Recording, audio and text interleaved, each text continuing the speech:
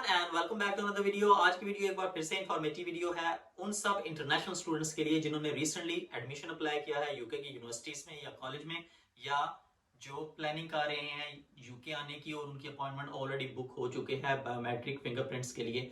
तो उस जगह पर अगर उनका इंटरव्यू हो तो वो कौन कौन से क्वेश्चंस पूछ सकते हैं। ऑनलाइन इंटरव्यू की बात कर रहा हूँ, डायरेक्ट यूके होम ऑफिस के साथ। उसके अलावा आप अगर कैश लेटर का वेट कर रहे हैं और कैश लेटर की इशुएंस से पहले जो आपका क्रेडिबिलिटी इंटरव्यू यूनिवर्सिटी लेती है उसमें ऐसे कौन कौन से क्वेश्चंस पूछे जा सकते हैं आपको कैश लेटर देने के लिए।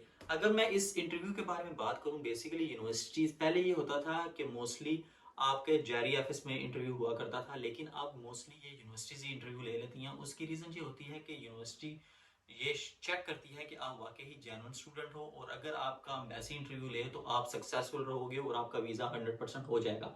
तो इस वीडियो में मैं आपको बताऊंगा डिफरेंट क्वेश्चंस जो पूछे जा सकते हैं आपके प्री कैस इंटरव्यू में जो यूनिवर्सिटी इंटरव्यू लेती है, या फिर आपके जो इंटरव्यू हो सकता है जेरी ऑफिस में। तो इंटरव्यू के लिए questions one by one start करेंगे। मैंने क्वेश्चंस अपने यहाँ पर सामने लिखे हुए हैं।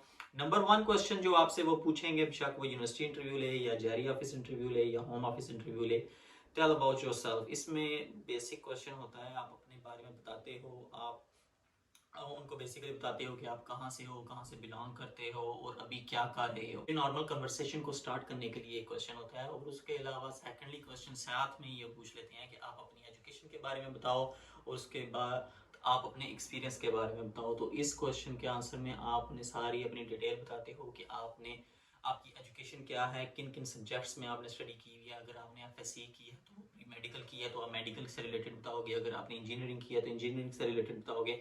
सेम इसी तरह बीएससी और एमएससी या एमए के बारे में आपने जिस फील्ड में स्टडी की है उसके बारे में बताओगे। और अगर स्टडी के अलावा आपका जॉब एक्सपीरियंस है और आपका स्टडी गैप है काफ़ी ज़्यादा, तो आप फिर अपना वो गैप को कवर करने के लिए आप अपने एक्सपीरियंस के बारे में बताओगे। बेशक वो अपना बिजनेस है आपका या आप किसी जगह पर जॉब करते थे, इस सारे के बारे में बताओगे। और उसके अलावा एडिशनल चीज़, अगर आप होम ऑफिस को इंटरव्यू दे रहे हो तो वो आप ये कह सकते हो कि मैंने ना इस चीज़ को मोर डिटेल में बताने के लिए अपनी स्टेटमेंट ऑफ पर्पस अटैच की हुई है और उसके अलावा अपनी सीवी भी अटैच की हुई है।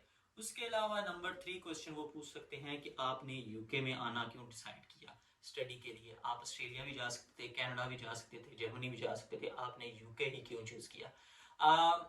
कुछ लोग यहाँ पर कंफ्यूज हो जाते हैं कि हमने यूके क्यों चूज किया। इसके दो तरह से आंसर किए जा सकते हैं। नंबर वन आंसर ये किया जा सकता है कि यूके की जो स्टडी है वो इंटरनेशनली रिकॉग्नाइज्ड है, all around the world valid है। अगर आप जर्मनी में जाओ तो हो सकता है आपको जर्मन लैंग्वेज की वजह से काफ़ी ज़्यादा बैरियर आए। आप ये कह सकते हो कि इंग्लिश लैंग्वेज की वजह से मैंने यूके चूज़ किया, और कनाडा और ऑस्ट्रेलिया की जगह मैंने यूके को प्रेफर इसलिए किया क्योंकि यहाँ की study all around the world recognise है और अफोर्डेबल है in comparison with the Canada and Australia. और नंबर फोर क्वेश्चन आपसे वो पूछेंगे, what is the name of your college and university.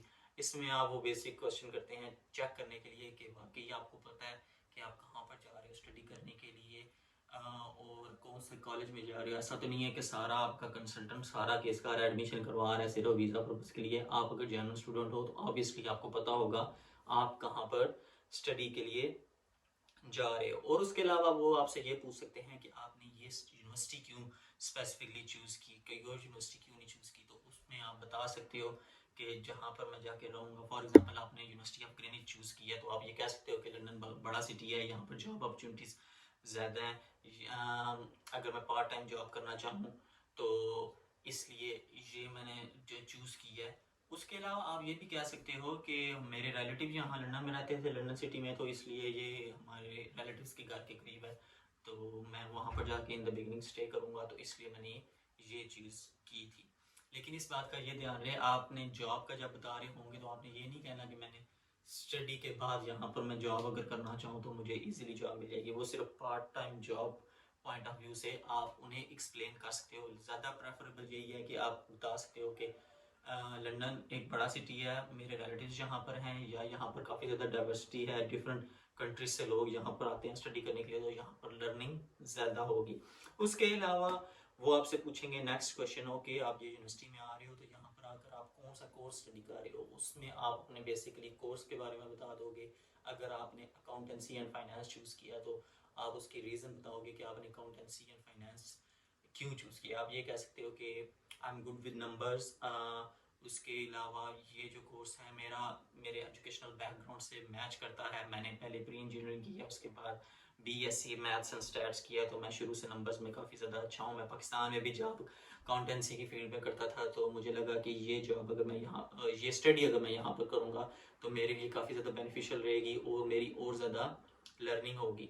उसके अलावा नेक्स्ट क्वेश्चन वो आपसे ये पूछ सकते हैं कि how this course will benefit you in future. आप ये कोर्स तो कंप्लीट कर लोगे MSc अकाउंटिंग एंड फाइनेंस पर, इसका आप फ्यूचर में यूज़ कैसे करोगे, आप क्या करना चाहते हो।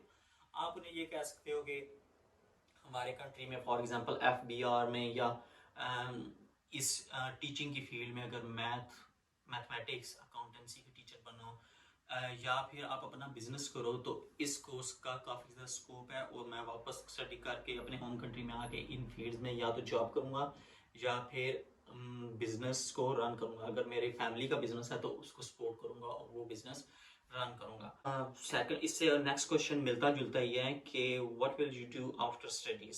सेम, आप यही बताओगे कि स्टडी के बाद मैं अपना बिजनेस करूंगा अपने होम कंट्री में आके। आपने ये नहीं कहना कि मैं यूके में रहकर जॉब करूंगा या इस तरह से, क्योंकि वो आपको चेक भी कर रहे होते हैं साथ साथ कि आप वाकई में जेन्युइन स्टूडेंट हो और आप स्टडी करके वापस अपने होम कंट्री में चले जाओगे। ये यूके वाले कभी प्रेफर नहीं करते कि कोई भी स्टूडेंट आए और यहाँ स्टडी के बाद भी हमारे पास ही स्टे करे।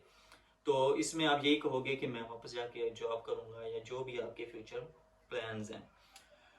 उसके बाद नेक्स्ट क्वेश्चन ये है कि do you know how many hours you are allowed to work in the UK on study visa.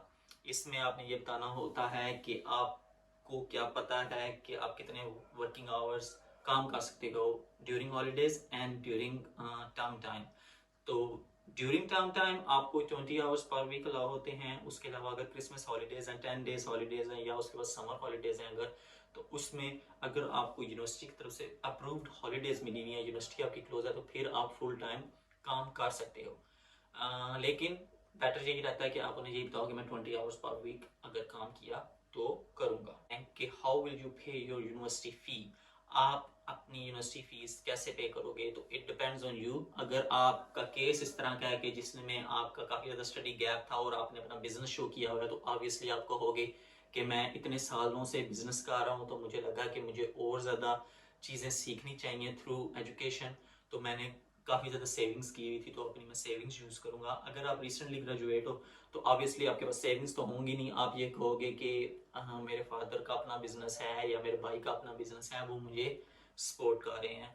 तो इस तरह आप उन्हें बता सकते हो, कोई भी आपको अगर फाइनेंशियली सपोर्ट कर रहा है। ओवरऑल अगर बात की जाए इन सारे क्वेश्चंस का, तो बेसिकली वो ये चेक कर रहे होते हैं कि आप वाकई में जेन्युइन स्टूडेंट हैं या नहीं, आपको अपने कोर्स का पता है या नहीं, आप किस कोर्स में आ रहे हो, आप क्या स्टडी कर रहे हो, आपको इस कोर्स का क्या बेनिफिट होगा, आपको यूके के लॉज रूल्स एंड रेगुलेशंस का पता है या नहीं, और आप स्टडी करने के बाद वापस जाओगे या नहीं, और उसके अलावा आपकी अफोर्डेबिलिटी चेक कर रहे होते हैं। तो ये होते हैं कुछ क्वेश्चंस जो आपके क्रेडिबिलिटी इंटरव्यू में किए जा सकते हैं, जिसे प्री कैज इंटरव्यू भी कहते हैं। उसके अलावा बायोमेट्रिक फिंगरप्रिंट्स टाइम अगर आपका ऑनलाइन इंटरव्यू हो तो उस टाइम भी आपसे ये क्वेश्चंस किए जा सकते हैं।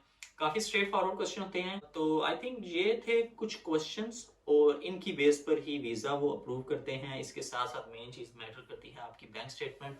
तो उम्मीद है आपको सारे क्वेश्चंस के आंसर मिल गए होंगे, और अगर आपको आज की वीडियो पसंद आई है तो वीडियो को लाइक लाजमी करिएगा और अपने फ्रेंड्स के साथ लाजमी शेयर करिएगा।